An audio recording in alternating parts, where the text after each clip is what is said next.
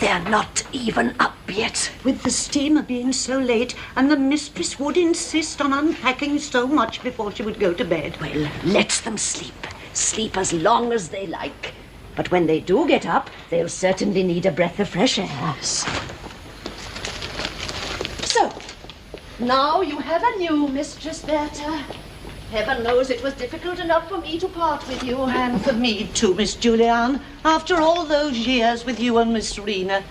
Poor thing lying there helpless. How will she manage? We'll just have to make the best of it, Berta. George needs you. He really does. You've looked after him since he was a little boy. But there's another thing, Miss Julianne. I'm so afraid I won't please the new mistress. She's so particular. Oh, that's only natural, dear. After all, she's General Gabler's daughter. She was used to being spoiled when her father was alive. Do you remember when we used to see her out on her horse? How smart she always looked in her riding clothes. Oh, I never thought I'd live to see the day when she and Master George would make a match of it. Neither did I. By the way, Berta, you mustn't call him Master George any longer. It's Dr. Tesman now. He has but one cow, so they say. Tom Fiddler, he Good morning, my dear George. Good morning. Aunt Julie, you've come all this way so early in the morning. You got back from the pier all right, eh? Yes, quite all right, dear, thank you. Judge Brack saw me all the way home to my front door. I was sorry we didn't offer you a lift, but you know, Hedda had such a mountain of luggage. Would you take that for me, Yes, Berta? sir, I'll put it in the attic. Uh-huh. Do you know, Aunt Julie, I had that suitcase crammed full of notes. You've no idea how much I discovered from those archives I examined. Curious old details no one had any idea existed. You certainly don't seem to have wasted your time on your wedding trip. No, I certainly haven't. Well, take your hat off, Aunt Julie, eh? Can I help you? Thank you, dear. Oh, that's a very elegant hat you've got now, Aunt Julie. I bought that on Hedda's account. I didn't want her to feel ashamed of her old aunt in case we should happen to go out together. Dear Aunt Julie, you think of everything, huh? Now, come on, sit down and let's have a cozy chat. Oh, it's good to see you again. And to know that you still have a place in your heart for your old aunts. Tell me, Aunt Rena, she isn't any better? No, dear. I'm afraid she'll never be any better, poor soul. Now that I no longer have you to look after, I don't quite know what will become of me when she goes. No, there. Oh, it seems such an age that you were away, George. 5 whole months. Well, 6. 6, no? Forgive me, dear. Now, tell me, George, have you been over the house yet? Oh, yes, it's splendid. It's simply splendid. It's awfully big, though. I don't know what we're going to do with all those empty rooms. My dear George, I expect you'll find plenty of use for them a little later on. Oh, I expect so. When I get more and more books, you mean, eh? Yes, dear. It was your books I was thinking of. No, but I'm especially pleased for Hedda. Do you know, she'd always set her heart on living in this place. It belonged to Secretary Falk, you know, the cabinet minister. And even before we were engaged, she used to say this is the one place she'd really like to live in. Yes, but I'm afraid you're going to find all this very expensive, my dear George. Very expensive. Oh, no. Judge Brack wrote to Hedda that he'd been able to secure very favourable terms for me. But you mustn't worry about it, my dear. In the first place, I've given security for all the carpets and the curtains. Security? What kind of security? I borrowed on our annuity. But, my dear Aunt Julie, you must be mad, simply mad. That annuity is all that you and Aunt Rena have to live on. Don't get so excited about it, dear. It's only a matter of form, Judge Brack says. Yes, that's all very well, but... The only happiness I have in the world is making things easier for you, dear. Now you've nothing to stand in your way. You'll have your own salary, and soon your new book will appear. What's it to be about, George? Well, it's about the domestic handicrafts of Brabant in the Middle Ages. Gracious, fancy being able to write about such things. And best of all, you have your wife. The wife you've longed for. Yes, she's the most wonderful part of it all, Aunt Julie. I expect a few of my friends are a little bit jealous of me, eh? Good morning, Hedda. Good morning. What an early visitor you are. How kind of you. Not at all. And did the bride sleep well in her new home? Thank you. fairly well. I like that, Hedda. You were sleeping like a log when I got up. Fortunately. Oh, good heavens, what a nuisance. That maid has opened the window and let in a whole flood of sunlight. Oh, well, we'll just close it again. No, don't do that. Just draw the curtains, George. That will give us softer light. There, Hedda. Now you have both shade and fresh air. Heaven knows we need some fresh air. Well, do sit down, my dear Miss Tesman. No, I won't, thank you, my dear. Now that I know everything's all right here, I must be getting back to my poor sister. Well, give Aunt Rena my love and tell her I'll come in and see her this afternoon. Yes, dear, I will. Oh, good gracious me, I was almost forgetting. I've brought something for you. Oh, what is it, eh? Oh, how very touching. My slippers, Hedda, my old bedroom slippers. I remember. You spoke of them often on our wedding trip. But I can't tell you how many times I've missed these. Look, do look at We shall them, never Hedda. get on with this servant, George. Not get on with Berta. But look, she's left her old hat lying on the chair. But, Hedda, Well, dear, think if someone were to come in and see it. Hedda, dear, that's Aunt Yulia's hat. Oh, is it? Yes, indeed it is. And what's more, it's not old. Oh, I didn't look very closely, Miss Tesman. It's a beautiful hat. It's beautiful. Oh, it's not as beautiful as all that. Now, what did I do with my parasol? Ah, here it is. For this is mine, too, not Berta's. A new hat and a new parasol. Think of that, Hedda, eh? Lovely, I'm sure. Aunt Yuli, look at Hedda. Isn't she lovely? Do you know, I think she's looking even specially well. I think she may have filled out a little while we... Filled out? Well, you may not be able to notice it so much in that loose dress, but I have certain opportunities. Well, you have no opportunities at all, George. It may have been the mountain air in I'm the just as Tyrol. I was when we left. Lovely. Lovely, lovely is Hedda. God bless and keep you, Hedda Tesman, for George's sake. Oh, please let me go. I shan't let a day pass without coming to see you. Yes, do that, Aunt Yuli, do that. Goodbye, my dearest Hedda. Goodbye.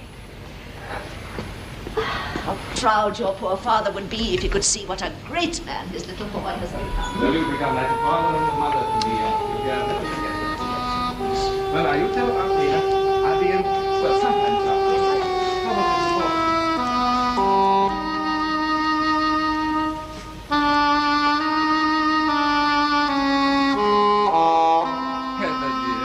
If you could manage just to be a little more affectionate with her, for my sake, eh? I shall try to call her aunt. But that's really all I can do. What are you looking at, Hedda? I'm just looking at the leaves. They are so yellow and withered. Well, we're well into September now. September. Yes, September already. Is there something the matter, Hedda, dear? Excuse me, Mrs. Tesman. Mrs. Elfstead here. She called earlier this morning. She brought those flowers. Sheriff Elfsted's wife, the one who was Miss Reesing.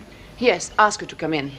Here's the girl with the mass of hair. She was always showing off. An old flame of yours, I've heard. Oh, that didn't last long. That was before I met you, Hedda. Eh? I wonder what she's doing in town. I haven't seen her for years. Why should she call on us? Oh, my dear Mrs. Elfstead, I'm delighted to see you again. It's been a very long time. It's been a long time since we met, too. Thank you for your lovely flowers. I arrived in town yesterday morning. I was so upset not to find you at home. Oh, I hope you're not in any trouble. Well, yes. Yes, I am. And there was no one else here I could possibly turn to. Please sit down. Do sit down there.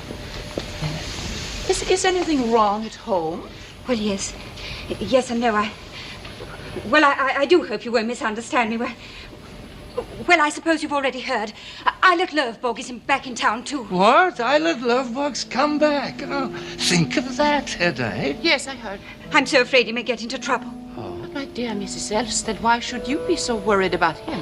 Oh, well, you see, he's the children's tutor. Oh, your children? Oh, no, my stepchildren, my husband's. I've none myself. But is Islet, well, dependable enough for such a position? For the past 2 years, his conduct has been irreproachable. Well, fancy that, Hedda. Yes, I heard. Irreproachable in every respect. Well, after his book was published... What do you see- mean? Islet Lovborg's published a new book? What, recently? Oh, yes, a wonderful book, a sort of outline of civilization. It came out a couple of weeks ago, sold marvelously, made quite a sensation. Oh, I suppose it was something that he wrote some time ago during his, well, better period. Oh, no. He's written it all while he's been with us. Have you seen him in town? No, not yet. I had difficulty in finding his address, but this morning I finally got it. Doesn't it seem odd of your husband, well, to send you on such an errand? Why didn't he come to look after his friend? Oh, no, he's so busy, you see, and besides, I had some shopping to do. Yes, I see. Please, Mr. Tesman, I'm sure Eilert Lovborg will come here to see you. You and he were such great friends. I'd be grateful if you'd keep an eye on him. I should be delighted to. Well, you can rely on me. Oh, how kind of you. You see, my husband is so very fond of him. Yes, of course. Oh, I think you should write him, George. He may not want to come on his own accord. I'll write to him this very minute. Yes. Have you his address, Mrs. Elstead? Oh, yes. Here it is. Splendid. Write him a nice, friendly letter, and a good long one, too. I certainly will. Oh, but don't let him know that I suggested it. What? Oh, no, not a word. There.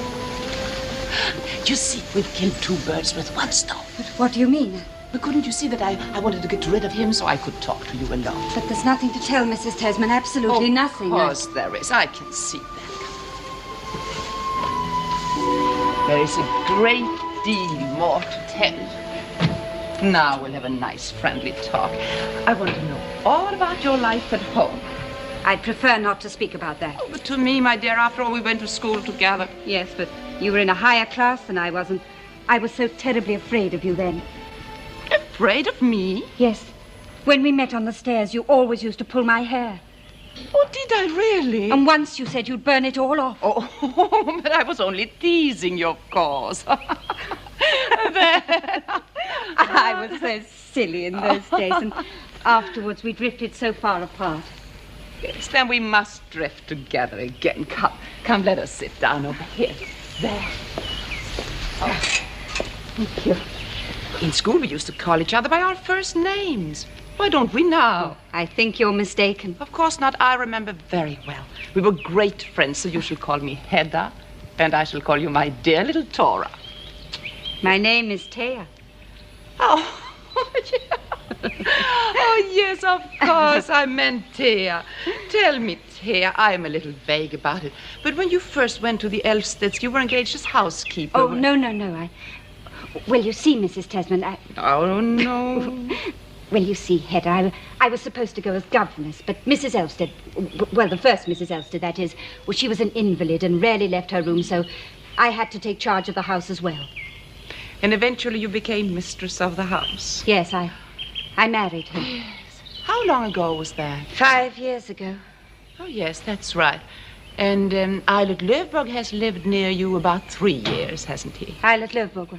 Why, yes, he has. I suppose you saw a good deal of him. Oh, yes, he came to the house every day to give the children lessons, you see. And your husband is away a great deal, I suppose? Oh, yes, as sheriff, he often has to travel about his district. But, my dear, isn't he far too old for you, really? There must be at least 20 years between you. Yes, that's what makes it so difficult, and we haven't a thought in common. Nothing, in fact. Is he kind to you? I think he finds me useful. I don't think he cares for anyone except himself, and perhaps the children. A little. And Eilert Lovborg, yeah.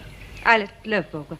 What makes you say that? Oh, but that's obvious. He sends you all this way just to look for him. At least that's what you told George. Yes, I suppose I did. My husband knew nothing about my coming here. Oh, your husband didn't know? He was away himself at the time. I couldn't stand it any longer, Hedda. I felt so alone, so deserted.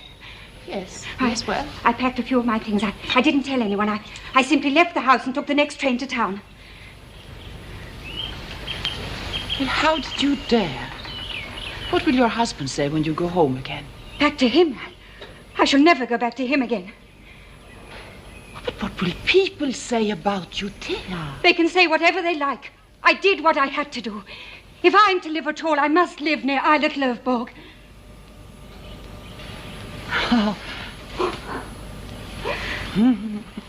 How did this friendship start between you and Eilert Lovborg?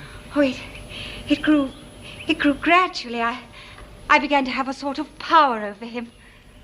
Power? Yes. After a while, he gave up his old habits. Oh, not because I asked him to, but because I suppose he realized how unhappy they made me, and so he dropped them. So you have actually reformed him, you little dear. Well, he says so, and in return, he's taught me how to live. He gave you lessons, too.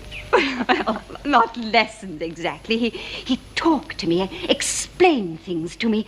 And the most wonderful thing of all was when he allowed me to share in his work, allowed me to help him. He did he? Yes, he wanted me to be a part of everything he wrote. Like two good comrades. Comrades? Why, Hedda, that's exactly what he says. I ought to be so happy, and yet somehow I'm not. I'm so afraid it may not last. So you're not sure of him, then? Something stands between Eilert Lovborg and me. The shadow of another woman. Who could that be? I don't know. Someone he knew a long time ago.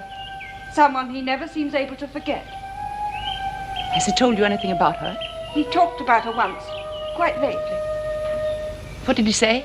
He said that when they parted, she threatened to shoot him. Oh, nonsense. No one we know does that sort of thing. That's why I think it must have been that red-haired cabaret singer he was once so friendly. They say she went about with loaded pistols. Then it must have been she. And Hedda, they say she's here in town again. Oh, I'm so worried, I don't know what to do. Yeah, my dear, don't be so worried. Tesman will take care of everything. There. Oh, Hedda, you're so understanding, so kind.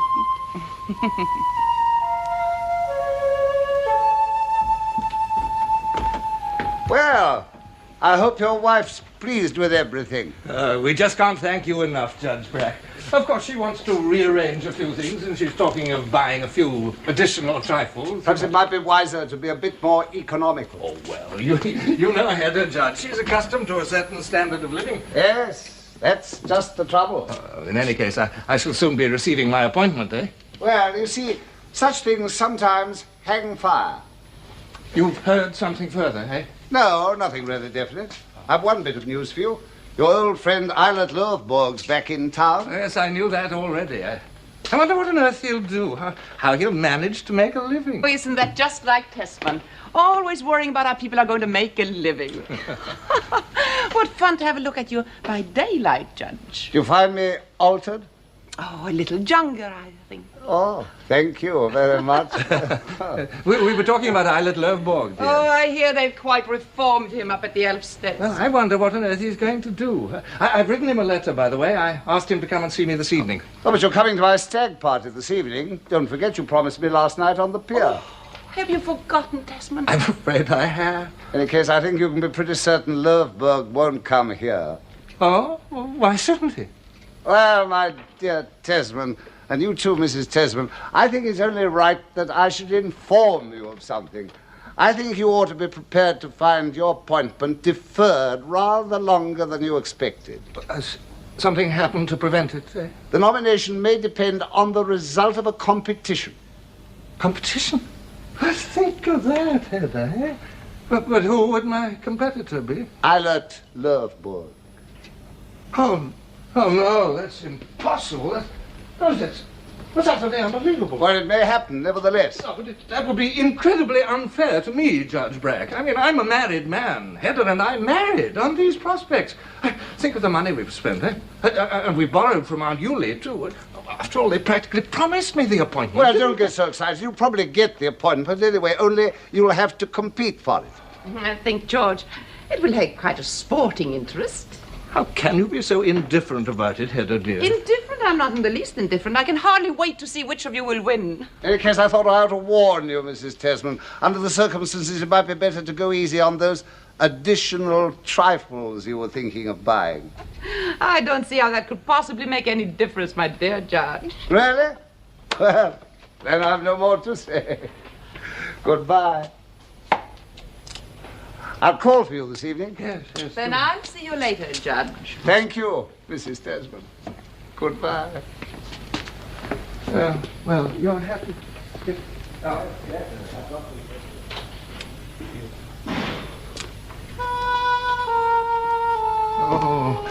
Hedda.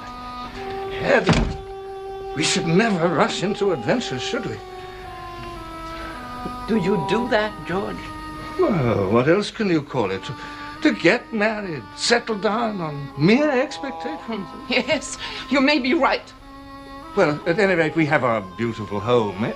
The home we always dreamed of. I counted on doing a lot of entertaining.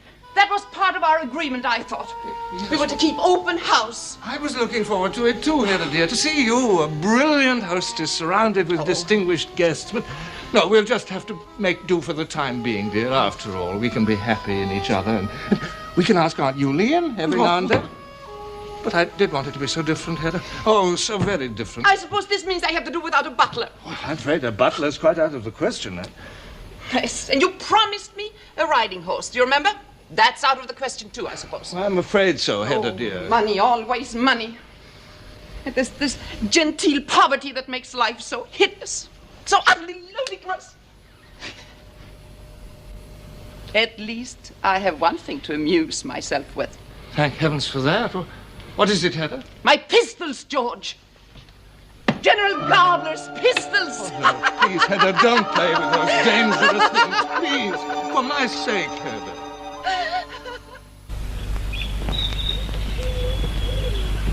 Welcome back, Judge. Now I'm going to shoot you. Don't aim at me That's like what that. you get for sneaking in the back way. Have you gone completely mad? Good heavens, I didn't hit you by any way. I wish you'd stop all this nonsense. Come along, Judge. I'll let you pass. Come along. Come along. Oh. Still playing about with pistols? What are you shooting at? Just killing time, shooting up into the blue. Allow me. I know this pistol. I've seen it before. Where's the case for it? That game's over for today. Good heavens, what am I to do with myself all day long? What, isn't Tesman at home? No, he just rushed off to his aunt's directly after lunch. He didn't expect you so early. Fancy my not thinking of that. How stupid of me. Why stupid? Because I should have come even earlier. Then you would have found no one to receive you, for I've been dressing ever since lunch. But isn't there a little crack in the door through which one might converse? You forgot to provide one, Judge. Again, stupid of me. We must just sit here and wait until Tesman comes. He may not be here for quite some time. Never mind, I shan't be impatient. Well, I ask first. Let's have a really pleasant little talk, shall we? Mrs. Hedda? It seems ages since our last little talk, doesn't it, Judge? Every single day I wished you were home again. I wish that too. You have? Really, Mrs. Hedda? But I thought you were having such a fine time on your honeymoon. I can't tell you, Judge, how bored I've been. How would you like to spend 6 months without meeting a soul you could really talk to? I shouldn't like it at all. But the most unendurable thing of all was What? to be everlastingly with one and the same person. Yes. Morning, noon, and night. I said everlasting. But surely it's not so unbearable with someone you love? Don't use that impulsive word. What's that, Mrs. Hedda? Just you try it. Nothing but his special subject. Medieval history, morning, noon, and night. Everlastingly. But if that case, how did it happen That that... I married Tesman, you mean? Is there anything so very odd in that? I had literally danced myself tired, and I wasn't getting any younger. Oh, I don't want to think about it. After all, one has to admit that George Tesman is a thoroughly worthy man. A worthy, reliable man. There's no question of that. And I don't see anything especially funny about him, do you? Funny? No, not really, no. I wouldn't say that. Well, he is a distinguished scholar. And since he was so bent on supporting me, I didn't see why I shouldn't accept his offer. Well, if you look at it from that point of view... That was more than some of my other admirers were prepared to do, my dear Judge. Oh, well, of course, I can't answer for the others. I have a great respect for the state of matrimony. But I must admit, as an individual... I've never had any hopes as far as you're concerned. All I ask of life is to know a few people intimately. Nice people whom I can help and advise, and in whose houses I can come and go as a trusted friend. Of the master of the house? Well, of the mistress, preferably. But of the master, too, of course. I find such a triangular friendship, if I could call it so, a great convenience to all concerned. I must admit, heaven knows a third person would have been welcome on our journey. Oh, those infernal tete-a-tete. Well, cheer up. Your wedding tour's over now. No, not really. We've only stopped at the station on the line. Then the thing to do, Mrs. Hedda, is to jump out and stretch a bit. I never jump out. Really? Why not? There's always someone there to... Stare at your legs. Precisely. I don't like that sort of thing. I'd rather keep my seat and continue the tete-a-tete. But if a third person were to jump in and join the couple, a trusted, understanding friend.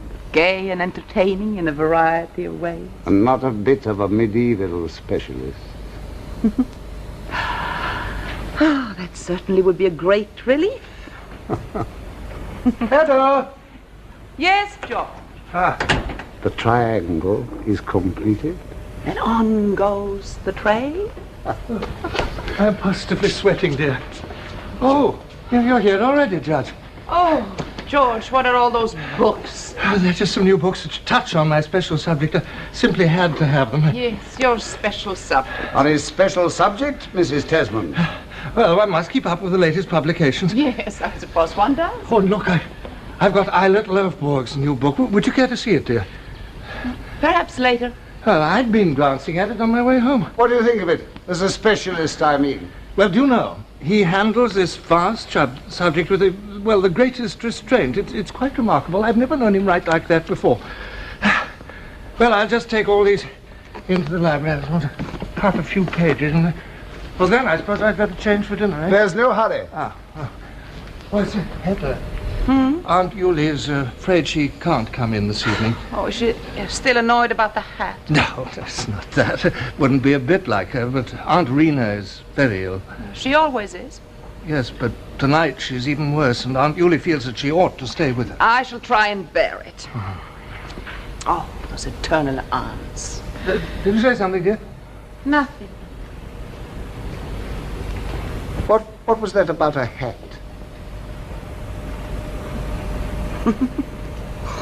This morning, Miss Tesman had taken her hat off and left it on the chair. And I pretended to think it was the servant. Why, Mrs. Hedda, how could you do such a thing to that nice old lady? I don't know. I sometimes get impulses like that, and I just can't control them. I can't explain it even to myself. You're not really happy, are you? I don't see why I should be happy. Well, here you are in the house you've always longed to live in. Do you believe in that fairy tale? Oh, wasn't it true then? Last summer, I made use of Tesman to see me home from parties, and one evening we happened to pass by this house. Tesman, poor thing, was turning and twisting. Oh, he couldn't think of a thing to say. Oh, I really felt sorry for the poor, wretched scholar. Sorry? You? Yes, I did, really. So just to make conversation, to help him out a bit, I was foolish enough to say what a charming house I thought this was and how I would love to live in it. And that make-believe, that resulted in my engagement, my wedding trip, and all the rest of it. Well, as they say, the way you make your bed, that's the way you lie in it. Well, since we've made it so attractive and comfortable for To you... me, it smells of lavender and dried rose leaves. What one might call the Aunt Julie atmosphere. Oh, my dear Judge, I can't tell you how I shall bore myself here. I don't think you've ever really been stirred by anything in life. But I expect it will come.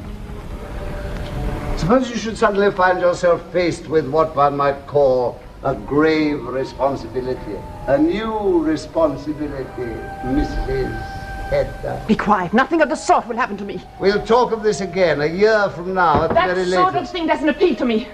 No responsibilities for me. I am not fitted for... Well, what makes you think you're less fitted Be than... quiet, I tell you. Sometimes I think there's only one thing in life that I'm really fitted for. What's that? Boring myself to death.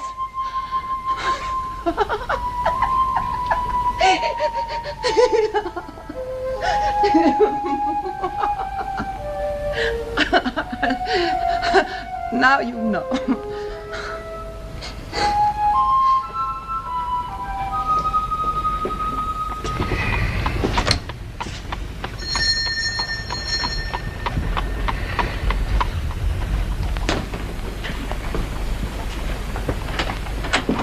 I love dog. At last we meet again. Oh, come, give me your cloak. Thank you. Thanks for your letter, George. Oh, not at all. May I shake hands with you too, Mrs. Tesman? Welcome, Mr. Lerboy. I don't know if you two gentlemen... Judge Brack, I believe. I had that pleasure some years ago. I've just bought your new book, Eilert. I haven't had time to read it yet. I wouldn't bother to if I were you. It's pretty thin stuff. It's been enormously praised, I hear. That was exactly what I intended, so I put nothing in it that anyone could take exception to. But when this one appears, George Tesman, you must read it. This is the real book. Oh, what's it about? It's the sequel. Sequel? Sequel of what? Oh, the other book. What, is the new one? Of course. Goodness me, that goes down to the present day. Yes, but this one deals with the future. The future? Well, none of us knows anything about the future. There's a thing or two to be said about it, just the same. Oh, how remarkable, isn't I? Well, I should never have thought of writing about a thing like that. No, you wouldn't. I brought it along with me, George, because I thought I might read you some of it this evening. Oh, that's awfully kind of you, Eilert, but I'm afraid this evening... Well, as a matter of fact, Mr. Lerberg, I'm giving a little party this evening to celebrate Tesman's return. Oh, well, in that case, I'm sorry. Thank you very much. But I'd be delighted if you'd join us. I mustn't keep you, thank you. No, but you can bring your manuscript and read it to Tesman in my house. I'll give you a room all to yourself. Oh, think of that, Eilert. George, dear, if Mr. Lerberg says he doesn't want to, I'm sure Mr. Lerberg would much prefer to stay here and have supper with me. With you, Mrs. Tesman? Mrs. Elfstead will be here, too. Oh, yes, I saw her for a moment today. Oh, did you? Well, she's spending the evening here. So you see, you're almost obliged to stay, Mr. Lerberg. Otherwise, Mrs. Elfstead will have no one to see her home. In that case, I will stay, Mrs. Tesman. Good, I'll tell the so. Good. No, come on. They told me at the bookstore that you're preparing a series of lectures. Yes, I hope you've no objection. Well, I can't expect you, out of consideration for me, to... Well, but of course, I shall wait until you receive your appointment. What? You mean you're not going to compete with me? No, I simply want people to realize that I could have defeated you. Oh, Hedda, think of that. Eilert isn't going to stand in our way. In our way. Please keep me out of it. And now, gentlemen, how would you like a glass of cold arrack punch before you go? That's not a bad idea. Oh, it's a capital idea, especially now that a heavy weight has been taken off my mind. Won't you join them, Mr. Lerberg? No, thank you, nothing for me. But surely cold punch isn't poison? Perhaps not for everyone.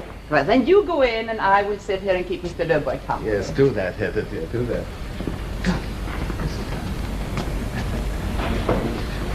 Perhaps you'd like to look at some photographs, Mr. Lerberg. You see, Tesman and I did a lot of sightseeing in the Alps, and I'd like to show you. Look at that group of mountains. That's the Ortler group. Oh, yes, Tesman has written here underneath. The Ortler group near Meran.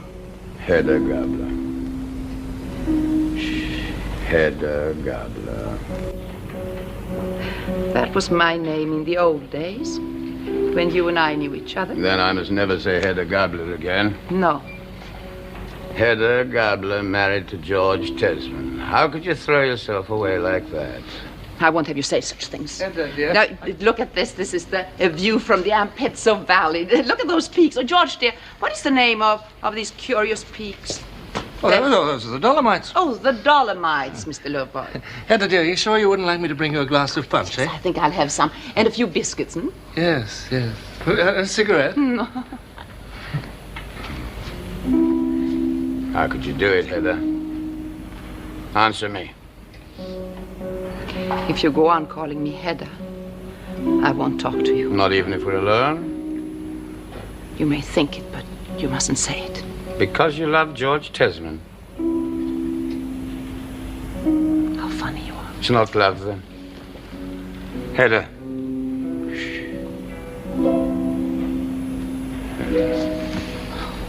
All the same, no unfaithfulness.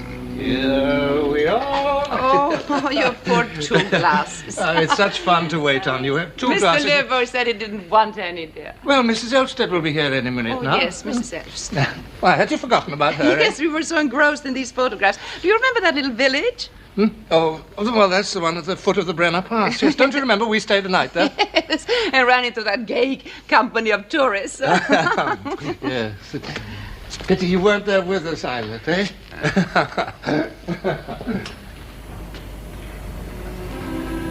You didn't love me at all? No, not at all. I wonder. Sometimes I think, to me it seems we were just two good, intimate friends who could tell each other intimate things. At least you did. It was you who teased me into it, Hedda. You remember all those things?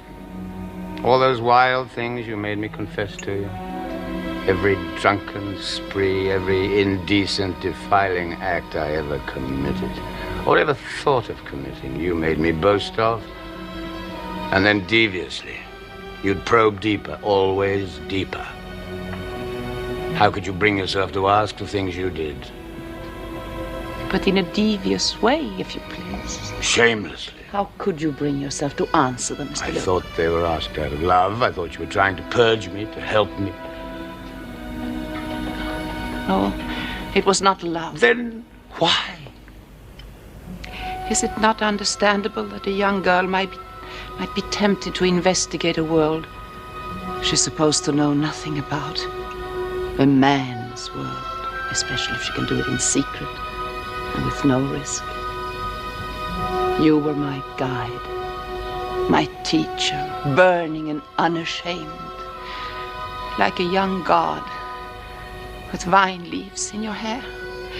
It was beautiful. And then why did it end? You were to blame for that. You broke with me. You wanted to spoil our intimacy. You wanted to drag it down to reality.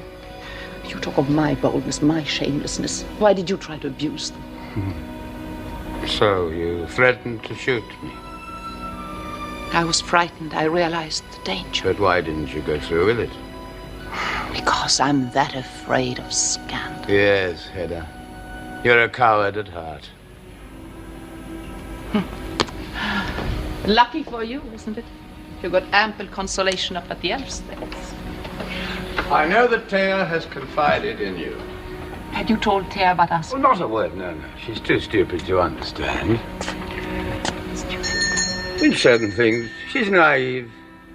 And I, a coward. Now I'll confess something to you. Well, My not daring to shoot you yes. was not my greatest cowardice that night. Oh, Hedda Gabler, you and I, that was your craving for life, not just unhealthy curiosity. You needed to be fulfilled. You wanted someone that was love. Shh, be careful, I didn't say that. Mrs. Elstead. Oh, Thea, dearest, I thought you'd never come. Shouldn't I go and say good evening to your husband? No, you needn't bother about them. They'll soon be off. Are they going out? Yes, to a wild party to have a jolly time. You're not going, are you? No, Mr. Lowboy will stay here with us. Oh, how nice it is to be here. Thea, no, Thea, now you be a good girl and sit over there next to me, and I will sit between you. Just as you like. Is she lovely to look at? Only to look at? And then we have such absolute faith in each other. We can speak with perfect frankness. But not in a devious way, Mr. Lowboy. You know, He actually says I've inspired him in his work. Does he really? And then she has such courage, Mrs. Tesman. Good heavens, courage. If one only had that. Then life might perhaps be endurable after all. Oh, dear, my dear, you must have a glass of cold punch. Oh, no, thank you. I never take anything like that. And how about you, Mr. Gabler? No, he doesn't either. But if I want you to? Makes no difference. Oh, poor me. Have I no power over you at all, then? Not in that respect. But seriously, I think you ought to take it for your own sake. Why, Hedda? Well, people might begin to suspect that you're not quite sure, not quite confident in yourself. Don't, Hedda. People may suspect whatever they like. Yes, let them. You should have seen Judge Brack's contemptuous smile when you didn't dare to join them in there. Didn't dare? That's what Judge Brack thought. Didn't dare? I simply prefer to stay here with you. You are not going, then? No, I'm going to stay here and talk with you and Taya. Yes, Hedda, of course he is. There, you see? Firm as a rock, faithful to all good principles now and forever. That's how a man should be, especially a converted sinner. You see that? What did I tell you, Thea, when you came running here this morning? Didn't I tell you not to be so upset? Oh, Hedda, please, Yes, Hedda. you see there, you have not the slightest reason to be so anxious and worried. What's all this about? But now we can all three enjoy ourselves. You see how unfair you've been to doubt him. God, Hedda, what are you doing? So you were worried and anxious on my account? Oh, listen to me, Islet. That's all the faith you have in me? Oh, listen to me, Islet. It was just that you were alone in the city with no one.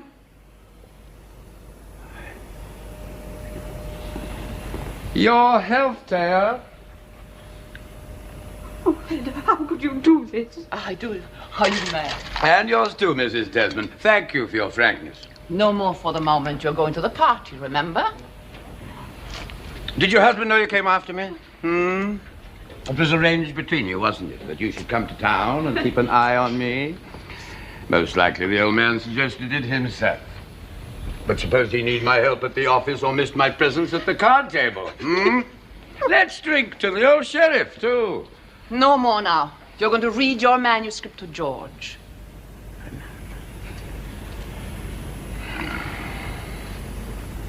I'm behaving like a fool, Taya. I'm sorry. It's all right now. All right. I'll prove it to you. I'll prove it to everyone that I'm all right again. I'm back on my feet. Well, it's time to go, Mrs. Tesman. Mrs. Elstead. I suppose it is. Since you were kind enough to invite me, Judge Brack, I have decided to join you. I'm delighted. No. I'll call for you, Taya, around 10 o'clock. Is that all right, Mrs. Tesman? That'll be splendid. I'll wait for you here, Mr. Lowford. Well, gentlemen, shall we start? I hope you're going to have a jolly good time, as a certain lovely lady puts it. If only the lovely lady could be there, unseen, Why unseen? so as to share a little in your unbridled fun. I shouldn't advise the lovely lady to try. You're a nice one, Hedda. Think of that. Goodbye, ladies. 10 then. Oh, Yes, Mr. Lowford. you won't expect me back so early, dear. Oh, you can stay as long as you wish, George.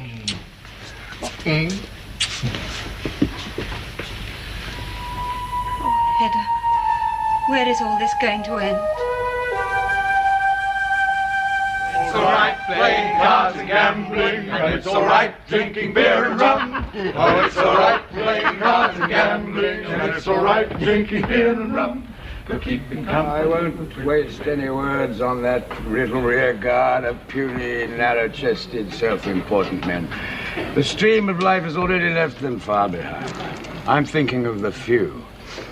The rare spirits amongst us who have had the vision to recognize the truth in new ideas, new ways of thought, and have made those ways their own. Oh. Thank you.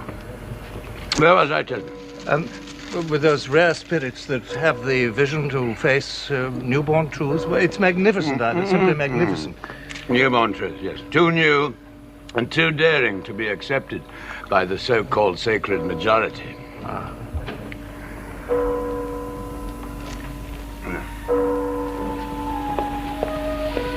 Soon he'll be here with vine leaves in his hair, flushed and fearless. He'll believe in himself again, and he'll be a free man forever and ever. Pray God you may be right. I am right. Doubt him as much as you want. I believe in him. Why have you done this, Hedda? For once in my life, I want the power to shape a human destiny. You have your husband. Do you think he's worth bothering about? If only knew how cheated I've become. Never to have tasted life. Really taste it and then see it wasted on a silly schoolgirl. I think I shall have to burn your hair. Let me go! I'm afraid of you. I want to go home alone now at once. Oh, you'll do nothing of the sort, you silly little thing. You'll have a nice cup of coffee, and then I'll at Löfborg will be here. With wine.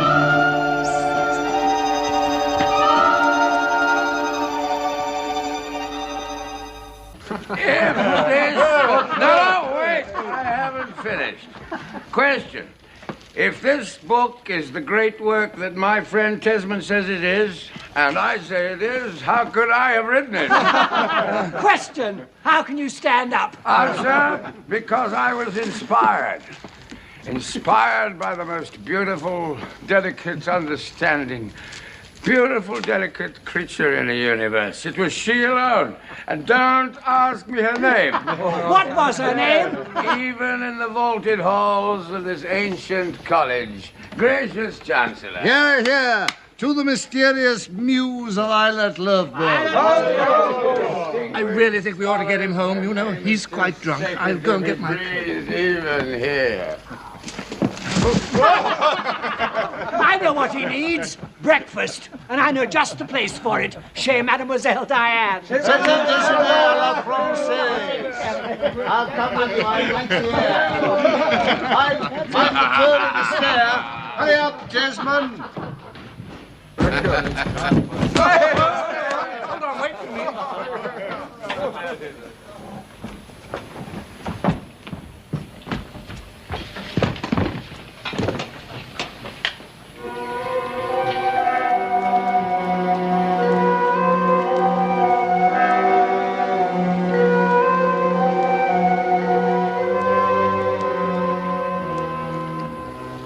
Why didn't you give it back to him at once? I didn't dare trust him with it in the state he was in. Did you tell any of the others that you found it? Oh, of course not. I didn't want them to know. Why not? For Eilert's sake, of course. You'll wake Mrs. Elvsted. Tell me, George, did he have vine leaves in his hair? Vine leaves? No, well, I didn't see any vine leaves. Oh, Hedda, you can't conceive what a book this is going to be. You know, I think it's going to be one of the most important books ever written. Think of that, Hedda, eh? And, you know, I must confess something.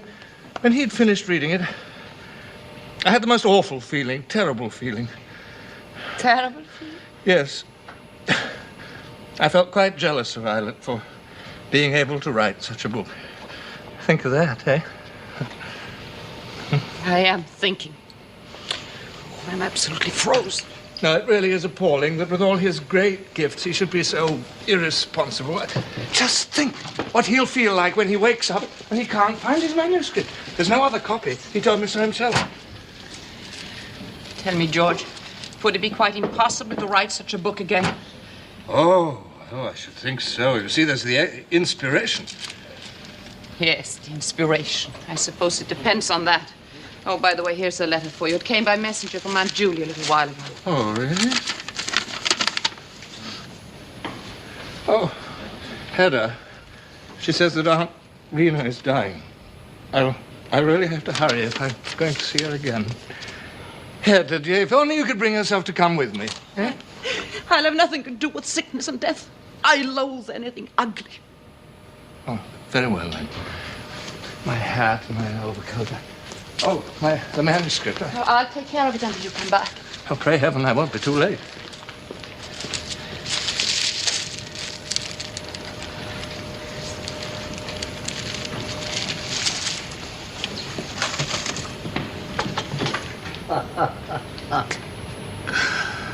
Forgive my entering this way. hardly dressed for a formal call. I've been up all night. Haven't even changed my clothes. So it was more than usually jolly last night. What has Tesman told you of last night's adventures? Nothing much. He just went off to see his aunt. Did he say nothing about Islet Löfborg? Only that he'd been escorted home. George Tesman really is a naive creature. And what happened last night? If it's not too unmentionable. Oh, it's by no means unmentionable. To make a long story short, he turned up at Mademoiselle Diane's. Mademoiselle Diane, isn't that red-haired woman? A sort of a singer. Yes, in her leisure moments. In the days of his glory, Löfborg was one of her most ardent visitors. What happened, Judge? Well, it seems Mademoiselle Diane proceeded to tear out his hair. He'd accused her of robbing him, a valuable notebook or something. He raised a terrific row which ended in a general free-for-all, in which the women as well as the men took part. How do you know all this? From the police. They were called in to the fray. Then he had no vine leaves in his hair, after all. Vine leaves, Mrs. Hedda? Tell me, why are you so interested in spying on Löfborg? I felt it my duty as a friend of the family to give you and Tesman the full account of his nocturnal exploits. For what reason? From now on, every respectable house will be closed to Löfborg. You mean mine ought to be too? I admit, it would be painful for me if he should be welcome here. If this superfluous person should force his way into the... Triangle. Precisely. It would simply mean that I should find myself homeless. I see. You want to be cock of the walk, Judge. That is your aim. And I'll fight with every weapon at my command. I wonder if you're not a rather dangerous person. Do you think so, Mrs. Hedda? Yes, I'm beginning to think so, and I'm very glad you have no hold over me. Well, perhaps you're right, for if I had, who knows what I might think of. Oh, come on now, come, Judge. It almost sounds like a threat. Oh, by no means. For the triangle should be based on mutual understanding, if possible. There I entirely agree with you. Well, having said what I have to say, goodbye, Mrs. Hedda.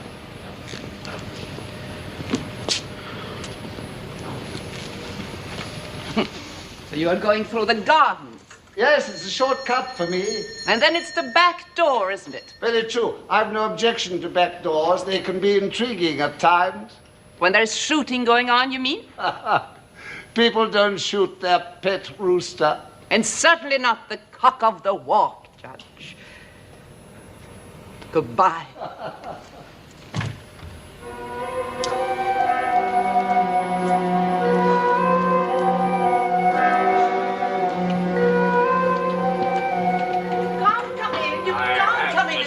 Right away.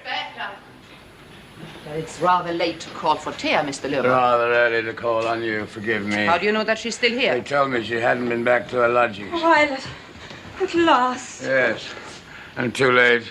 What's too late? Everything's too late. It's all up with me. Oh, you mustn't say that. You'll say the same when you're here. But I don't want to hear Perhaps anything. you'd rather talk to her alone. No, please, stay. But I don't want to hear anything, I tell you. I have no intention of discussing what went on last night.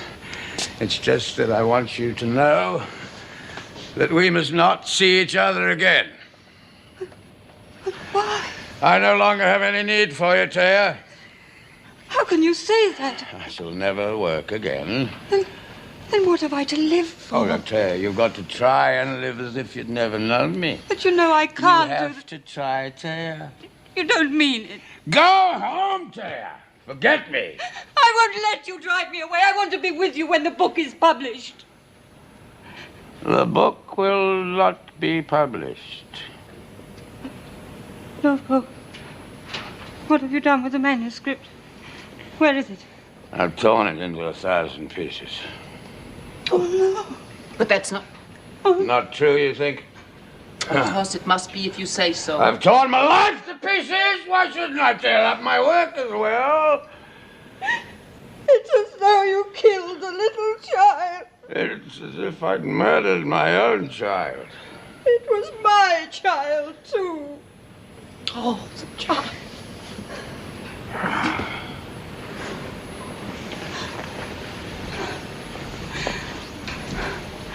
I'll go now, Hedda. What are you going to do? I don't know.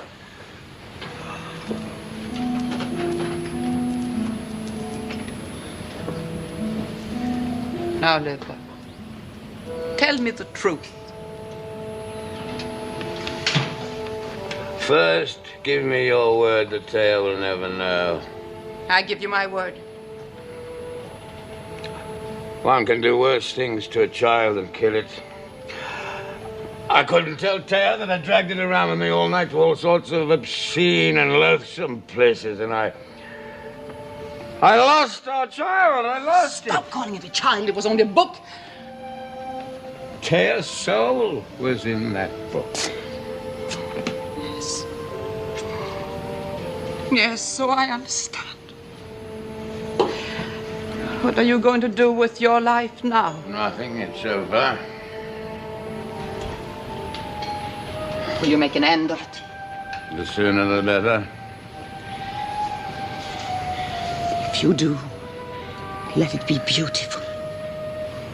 Beautiful. Shall I put vine leaves in my hair, as you wanted me to in the old days? I don't believe in vine leaves anymore, but for once, let it be beautiful. Wait a minute, I'll give you something of mine to take with you. As a token.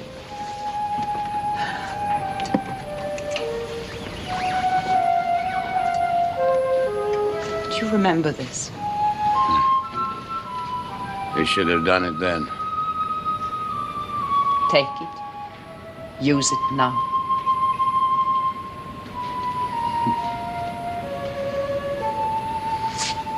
Thanks.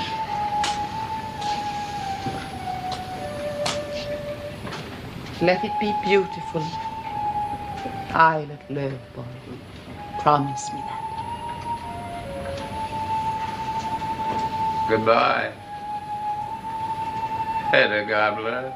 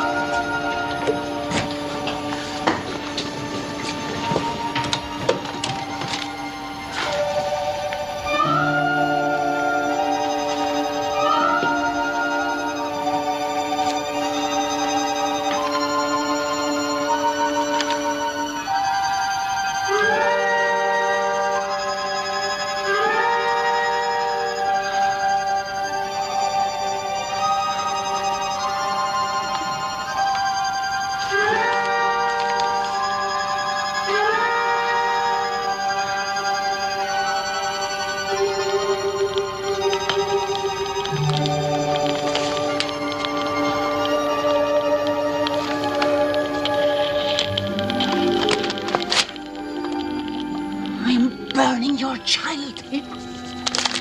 Yours and Eyelet Löfborg's child. You with your curly hair. I'm burning it. I'm burning your child. I'm burning it. I'm burning it.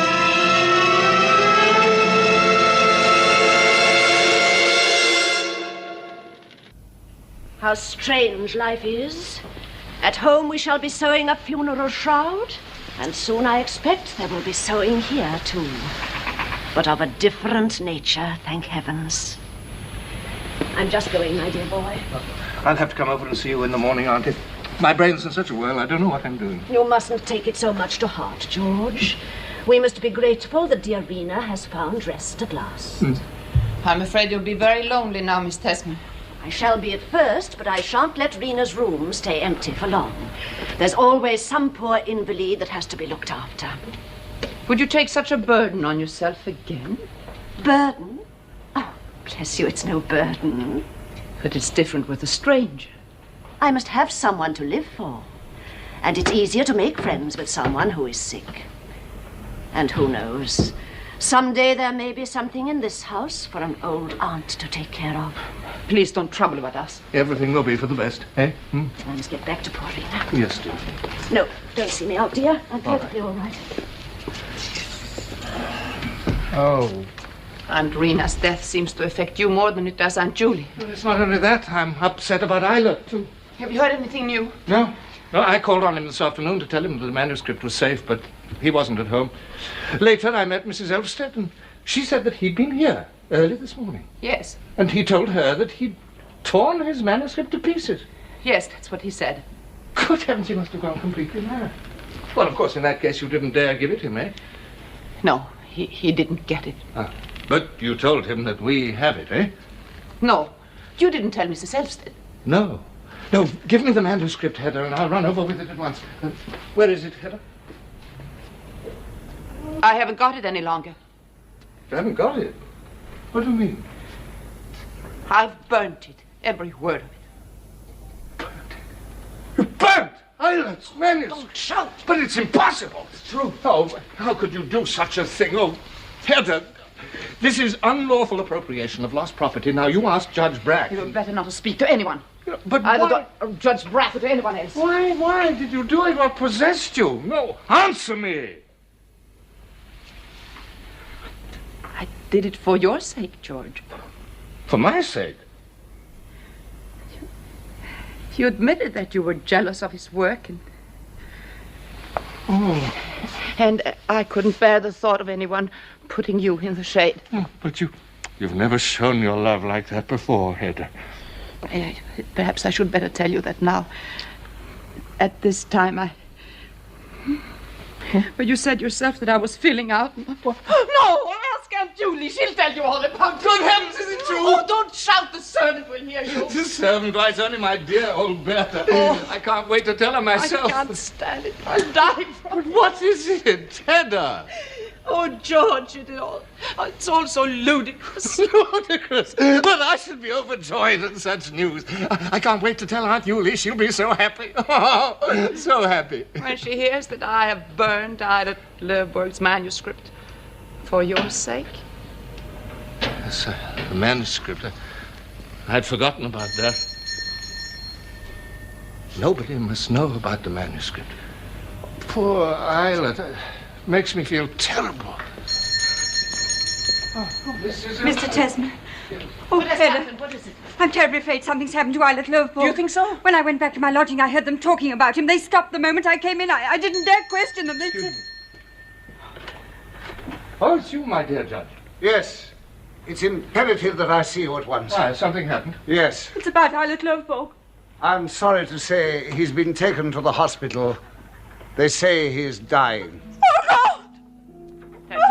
To the hospital? Dying? There.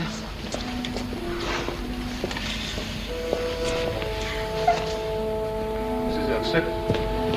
There you are. So soon, then. I parted from him in anger, Hedda.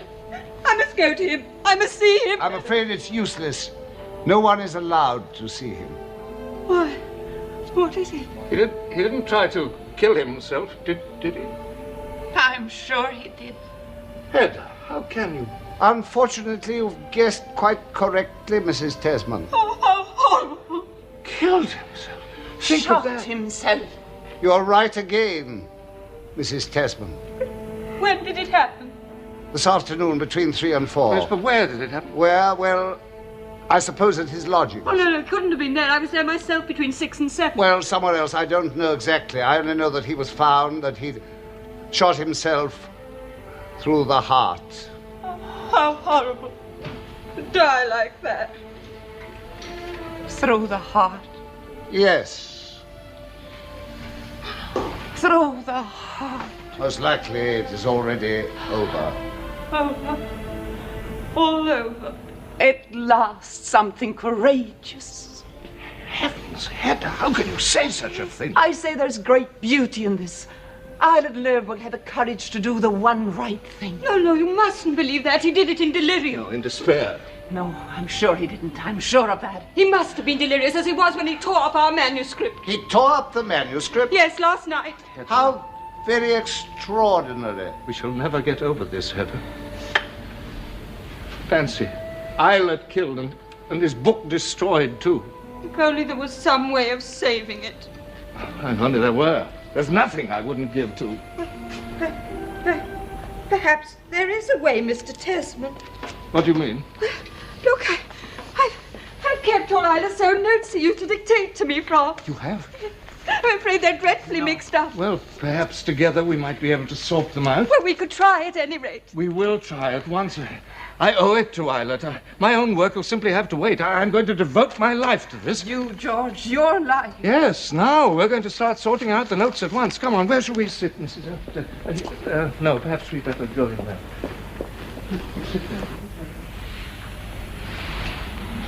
Eilert Lovborg meant more to you than you're willing to admit, even to yourself. Or am I mistaken? I don't answer questions like that.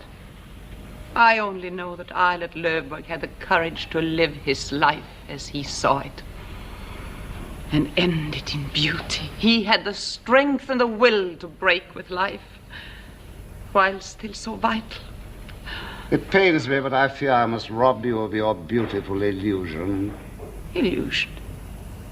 It didn't happen exactly as I told it. For poor Mrs. Elsted's sake, I changed the facts slightly. What are the facts, then? Well, first, he's already dead, without regaining consciousness. What else have you concealed? Then the tragedy did not happen at his lodging. That makes no difference. Not even when I tell you that he was found shot in Mademoiselle Diane's boudoir. Oh, he couldn't have gone there again. He went there to claim something that he said they'd taken from him, talking wildly about a lost child. I thought he must have meant the manuscript, but now I hear he's destroyed that himself. So he died there. Yes. They found a pistol in his pocket. It had gone off, probably accidentally, wounding him fatally. Accidentally, through the heart? No, in the bowels. How hideous. Everything I touch becomes ludicrous and despicable. There's something else, Mrs. Hedda, something rather disturbing. What's that? The pistol he carried. What of it? He must have stolen it. That's not true. Because any other explanation ought to be out of the question, Mrs. Hedda. Indeed? Of course, Lovborg was here this morning, was he not? Yes. Were you alone with him? Yes, for a while. Did you leave the room at any time while he was here? No. No, try to remember. Are you sure you didn't leave the room, even for a moment? I might have gone out into the walk. And where? Oh, just for a moment. Where was your pistol case? It was on my... Well, Mrs. Hedda? It was on my writing desk. Have you looked since to see if both pistols were there? No. Well, you needn't. I saw the pistol he had with him. I recognized it as the one I'd seen yesterday, and before that, too. My dear Mrs. Elfstead, we must pull ourselves together. Have you got it by any chance? No. The police have it. What will the police do with it? Search until they find the owner. And do you think they will succeed? No. Hedda Gabler. Not so long as I keep silent. And if you do not keep silent, what then? One could always say the pistol was stolen. Oh, I'd rather die. People say such things, but they don't do them. And if the pistol were found, were not stolen, and the owner were found, then what? Why, then, Hedda, think of the scandal. The scandal, yes, of which you are so terrified. Naturally, you would have to appear in court with Mademoiselle Diane. She'd have to explain how the thing happened, whether it was an accident or not. What have I got to do with this repulsive You'd business? still have to answer the question, why did you give Lovborg the pistol? And what conclusion would people draw from the fact that you had given it to him?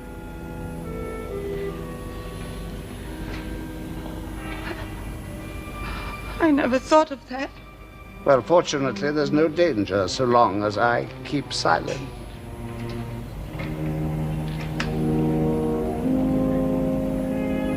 And you'll keep silent as long as I do what you wish. That's what you mean, isn't it?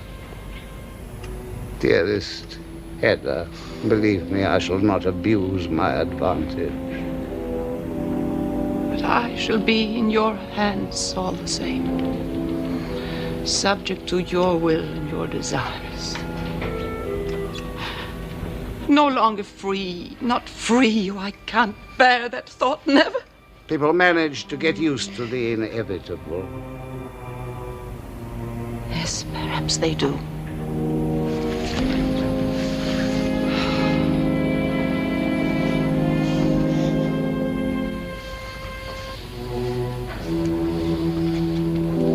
Dear, how are you getting along with Ida Löfberg's memorial? I'm afraid it's all very difficult. You think you'll manage, George, eh? Oh, yes, we'll manage. After all, sorting out and arranging other people's papers.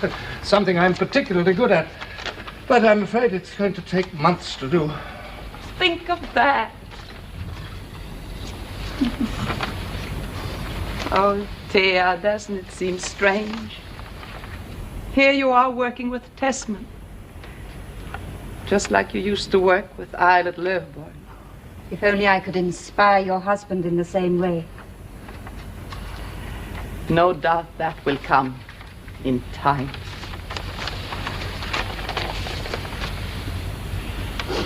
Is there nothing at all that I can do for the two of you? No, thank you, dear. No, not a thing. I think you'll have to keep company for Hedda for the rest of the evening, my dear Judge. With the greatest of pleasure. Thanks, but I'm a little tired this evening, and if you don't mind, I'll lie down for a while.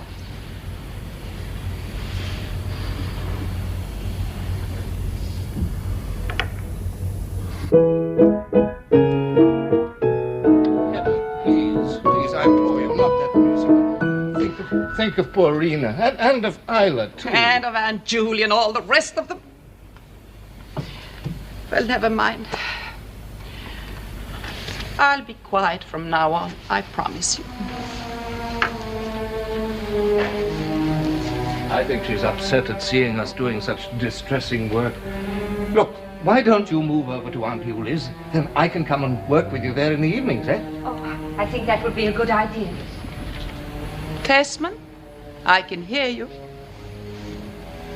And what am I to do all those long evenings here by myself? I'm quite sure Judge Brack will be glad to come in now and then. Every single evening, with the greatest of pleasure, Mrs. Tesman. We'll have a jolly good time together, you and I. Yes. That's what you hope, isn't it? Now that you are cock of the walk.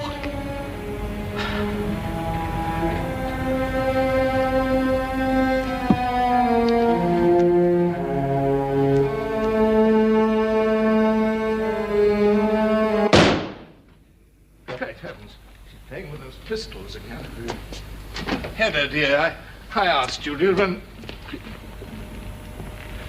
she shot herself. She shot herself. Think of that. Good God. But people don't do such things.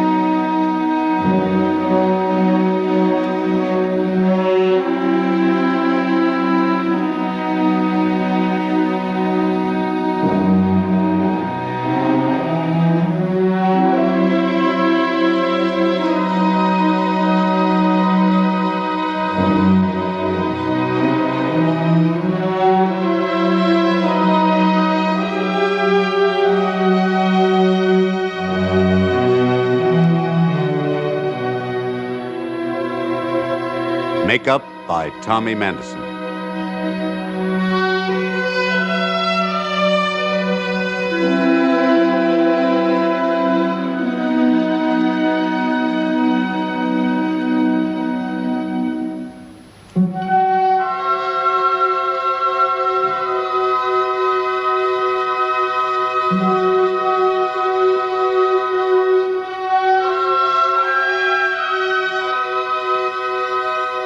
This program has been pre-recorded.